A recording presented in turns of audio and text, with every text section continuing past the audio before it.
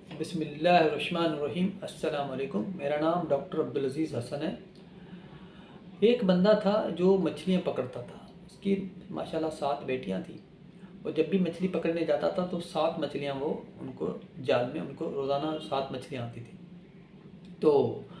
وہ 7 مچھلیوں کو لے کے مارکیٹ جاتا تھا،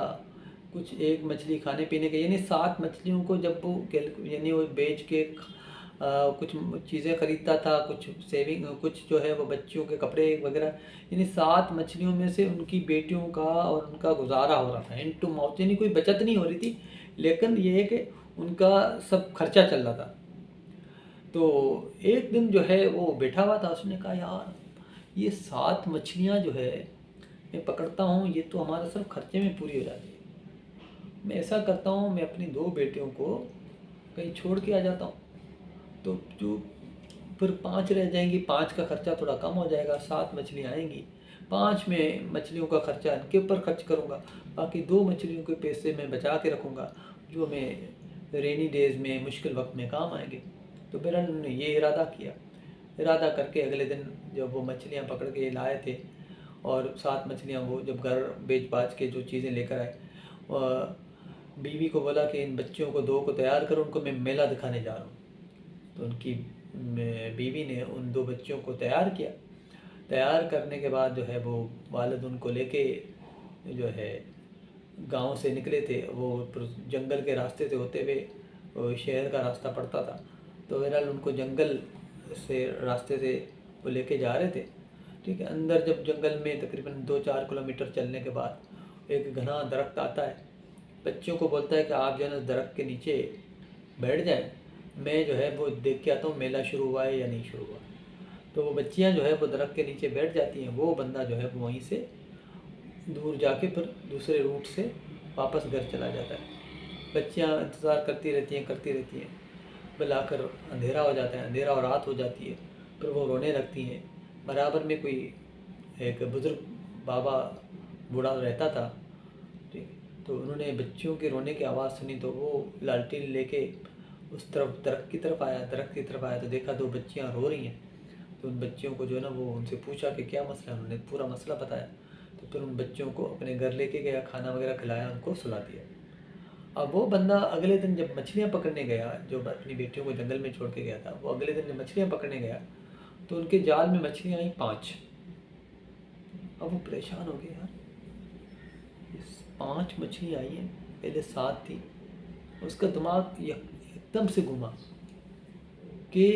یہ جو میری 7 مچھلیاں آ رہی تھی، یہ اللہ جو ہے نا مجھے جو رزق دے رہا تھا، ان 7 بیٹیوں کا دے رہا تھا۔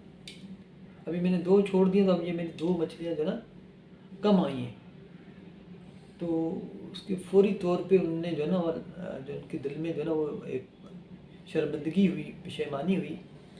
کہ رزق دینے والی ذات اللہ کی ہے، میں نے کیسے سوچ لیا کہ میں 2 لڑکیوں کو چھوڑ کے آ جاؤں گا، میری بچت ہو جائے گی، یا میں یہ کر دوں گا تو یہ سوچا، رزق کی دینے والی ذات تو اللہ کی ہے، مجھے اس سے جو ہے نا دعا مانگنی چاہیے تھی، یہ میں نے کیا کر دیا۔ بہرحال وہ مچھلیاں اس نے ادھر ہی چھوڑی، وہ بھاگا وہیں سے جنگل پہنچا، درخت کے نیچے جو ہے وہ کچھ تھا ہی نہیں۔ اب وہ جو ہے بھڑ گیا وہاں پہ، اب یہ سر پہ ایسے ہاتھ رکھ کے وہ رو رہا ہے، اس کے رونے کی آواز سنی تو بزرگ نے وہ آواز سن لی، اور پھر بندہ وہاں آ گیا، پوچھا بھائی کیا مسئلہ ہے، خیریت تو ہے؟ نے سارا قصہ سنایا کہ میں اس طریقے سے اپنی بیٹیوں کو یہاں چھوڑ کے گیا تھا۔ تو بزرگ نے اس کو جب بات سنی، ان کو پر کافی بے عزتی کی، انہوں نے کہا شرم نہیں آتی، اپنی جوان بیٹیوں کو، بچیوں کو آپ نے ایسے ہی چھوڑ دی، آپ کو کیا لگا جس نے پیدا کیا ہے وہ رزق نہیں کھلائے گا، آپ رزق کھلا رہے ہو، رزق کا وعدہ آپ نے کیا ہے، وہ تو اللہ نے کیا ہے۔ بہرحال اس کو اچھی خاصی ڈانٹ پلائی، اور پھر اس کو بتایا کہ آپ کی بیٹیاں میرے پاس ہیں۔ وہ پھر جو ہے ان کو لے کے جاتے ہیں گھر پہ جیسے ہی وہ داخل ہونے سے پہلے ہی ان کی بچیوں کی ان کی نظر پڑی، تو انہوں نے کہا بابا بابا کر کے ان کو آ کے لپٹی۔ پھر جو ہے نا دونوں باپ بیٹے وہ آنکھوں سے آنسو تھے، اور ان کی ملاقات ہوئی۔ بہرحال اسٹوری سے یہ بچپن میں ہمیں اسٹوری یا تو کبھی ہماری امی سناتی تھی، کبھی دادی سناتی تھی، کبھی چاچی سناتی تھی۔ تو بہرحال اس کا جو مورل میں جو لیتا ہوں، ہم اکثر یہ سوچتے ہیں کہ جو ہے نا کوئی بزرگ گھر میں بیٹھا ہوتا ہے، بوڑھا بیٹھا ہوتا ہے، ہم کہتے ہیں یار یہ جو ہے نا مر جائے تو یہ ہماری جو ہے یہ پیسے خرچہ بچ جائے گا، ٹھیک ہے، کیونکہ وہ اگر ہمارے اوپر ڈپینڈنٹ ہے تو یہ مر جائے گا تو یہ ہے کہ ہمارا جو ہے نا یہ پیسے بچ جائیں گے تو ہم ادھر لگا دیں گے، اس طرح سے یعنی ایسا بالکل نہ بھی ہو، لیکن اس طرح کے جو ہے نا بندے دنیا میں میری آبزرویشن میں آئے ہیں کہ جو ہے نا وہ پر سم ٹائم اولاد کو بھی بوجھ سمجھ رہے ہوتے ہیں کہ اتنے سارے بچے ہیں جو ہے نا یہ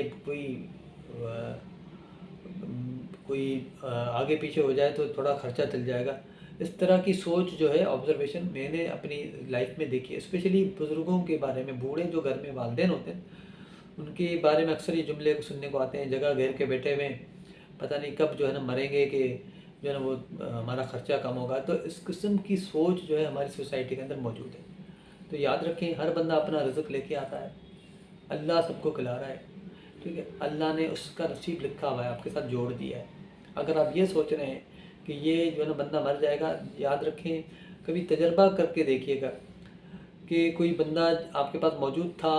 اور وہ جب چلا گیا، اللہ نے اس کا ٹائم پورا ہو گیا، وہ چلا گیا، پھر آپ آبزرو کر کے دیکھیے گا آپ